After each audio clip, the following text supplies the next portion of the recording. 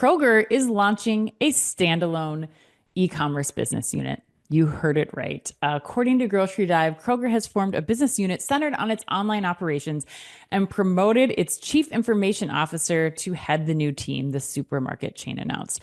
The group brings together the personnel, quote, contributing to every aspect of the online customer experience, end quote, for Kroger.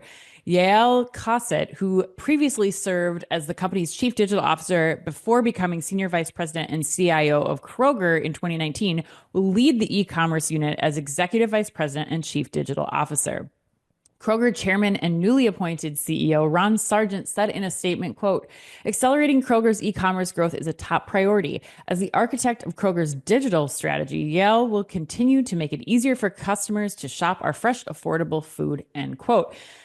Chris, I got a doubleheader question for you. Two-parter. Number one, do you agree with Kroger's decision to create a standalone e-commerce unit? And number two, you're getting the A&M put you on the spot question, which is this. It seems like this formal organization of Kroger's e-com business is long overdue, especially with the Ocado struggles. What do you think this says that they put their chief information officer atop it versus an operational leader? Please, wow. All right. Chris, Well, dazzle us. Nice delivery on that one too, Ann, to get this show started off right. All right, man. I'm going to come out hot on this one. And I think my buddy Carl on LinkedIn, who messaged me about this story. You know, I have two friends named Carl on LinkedIn, you know, that with K's too, which is just random. Carl. But anyway, I'm coming out hot. I'm coming out of the gates hot on this one, Ann. First off, I don't like this move at all. And secondly, to get to the A&M question, I don't agree that the premise of this move is long over. I don't agree with the premise that this move is long overdue either. Really? Okay. Yeah, I do. 100%. I say that for a couple of reasons. So one, this flies in the face of whatever you want to call it, good omnichannel, unified commerce, whatever the heck the buzzword is, harmonized retailing. Shout out to Steve Dennis. It flies in the face of that. It just does. Yeah. As you know, and this is coming from someone who piloted an omnichannel organization structure at Target to help them develop their omnichannel approach, an approach that others since, like Walmart, have adopted. So I can tell you firsthand, this is really the only way to go, because doing it the opposite way with a standalone division creates all kinds of disjointed problems in the organization. So just and priorities. Yeah. Yes. Right. Incentives, priorities, everything. Yeah. Like, yes, focus, you start getting turf battles, everything. So strategically, I just fundamentally disagree with the organizational approach. But second, I think there's another big issue here, and that I worry that Kroger is falling into what many would call the sunk cost trap. They made the big Ocado investment.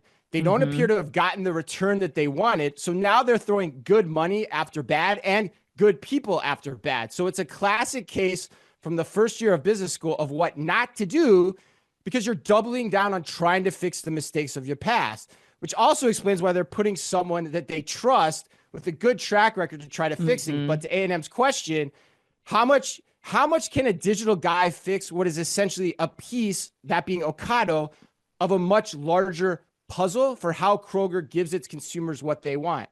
So this move, you know, net, particularly in the absence of a former CEO or the absence, they just had to get rid of their CEO. So they've got this interim guy in place.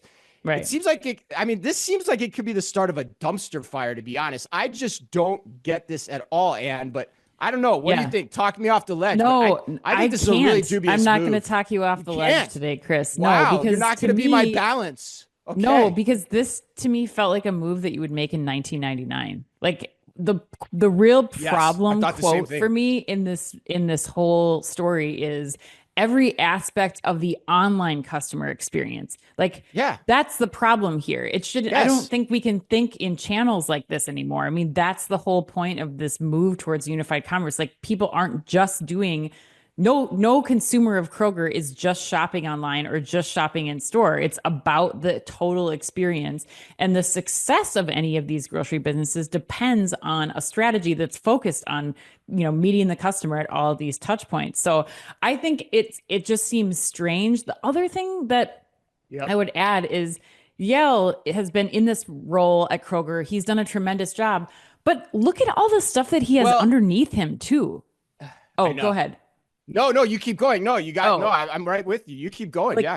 Like he's in charge of retail media, 8451 insights and content, financial services, personal finance, and Yep. like how I get that you have to ladder up and there's people that are underneath him, but again, this just seems like way too many competing priorities.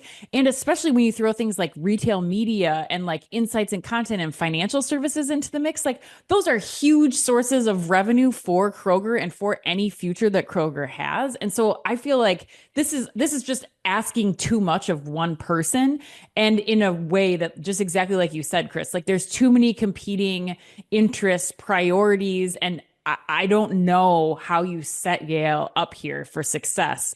But it seems like the totally wrong way to be thinking about it.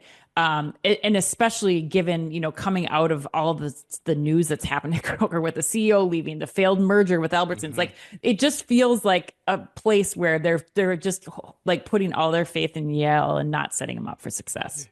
Yeah, and what I was gonna say, what you got me thinking about too, is like I actually there's a little bit from this story that actually makes me question how well Yael has actually done in his job too. Because if you think about meeting the needs of the omnichannel consumer, right? There's the front end side of it, and there's the back end side of it. The back end side of it clearly hasn't been working, but you're saddled with the big investment that you made where the infrastructure is the infrastructure. So there's only so much you can do about that. So then you start to say to yourself, okay, was it not working because they haven't marketed right or they don't have the experience Right. right to get the volume they need to make the Ocado investment pay off in the way that they want? So it's one of those two, it's one of those two things. And so like if it's the latter, then you're like, well, wait a second. Is this the right guy to run it if they haven't been able to figure out the marketing and the front end experience of this to make it work and to get it in the consumer? Because they've tried these online only plays in markets and they've Hmm. had to shut those down. They've had to close facilities. So for some reason, they're not getting, even though they're talking about how much their digital volume is growing, it's not growing to the extent that they actually want to make this Ocado investment pay off in the way that they want Right. in the right areas of the country. So there's just so much going on here, which makes this story so bizarre to me. Yeah, I totally agree. Yeah, I mean, ugh, good luck to you, Kroger team. I don't know what else to say at this point. Yeah, it sounds like, I mean, God, they got to get somebody in there quick now because this could just blow up in their face here over time.